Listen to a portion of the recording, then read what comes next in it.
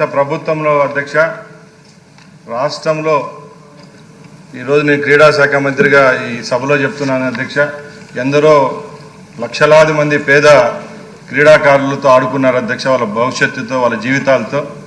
ముఖ్యంగా ఈ ఆడుదాం ఆంధ్ర కార్యక్రమాన్ని విషయానికి వస్తే ఒక మంత్రిగా నాకే సిగ్గుచేటుగా ఉంది అధ్యక్ష. ఎందుకంటే గత ప్రభుత్వంలో 47 రోజుల్లోనే 120 కోట్ల రూపాయలు ఖర్చు పెట్టినారు అధ్యక్ష. గత 5వ తారీఖున శాసనమండలిలో కూడా గౌరవ సభ్యులు ఇదే క్వశ్చన్ మీద డిస్కస్ చేయడం జరిగింది అధ్యక్ష. వివిధ మీడియా మార్గాల ద్వారా కూడా ఆడుదాం ఆంధ్ర అనేది ఒక స్టేట్లోనే పెద్ద ఇష్యూగా జరుగుతూ ఉంది. కాబట్టి మేము మొన్న మండలిలో అలాగే ఇక్కడ కూడా చెప్తున్నాం అధ్యక్ష, 45 రోజుల్లోనే దీని మీద ఒక విజిలెన్స్ కమిటీని అలాగే సిఐడికి ప్రోబ్ చేశాం అధ్యక్ష, హౌస్ కమిటీకి. ఖచ్చితంగా దీని మీద ఒక నివేదిక అనేది తీసుకొని వచ్చి ఈ సభలోనే తప్పకుండా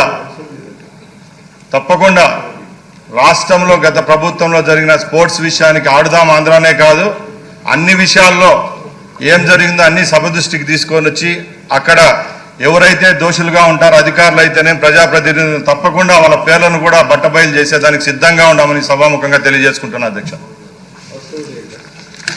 మినిస్టర్ గారు, సార్ దీని మీద సభ్యులు అడిగింది ఆవేదన అర్థం సభ్యుల కోసం కాదని అడిగేది. చాలా అవినీతి జరిగిన విషయం అందరికీ రాష్ట్ర ప్రజలందరికీ తెలుసు. అవును సార్. ఇంకా పూర్తిగా వివరాలన్నీ కూడా ప్రజల్లోకి తీసుకెళ్లాల్సిన అవసరం ఉంది. స్ట్రిక్ట్గా ఎంక్వైరీ చేయించండి. తప్పకుండా 18 రోజులు ఎంతలో 120 కోట్లు ఖర్చు పెట్టమండి. ఎక్కడ మేము చూసాం మా ఏరియాలో.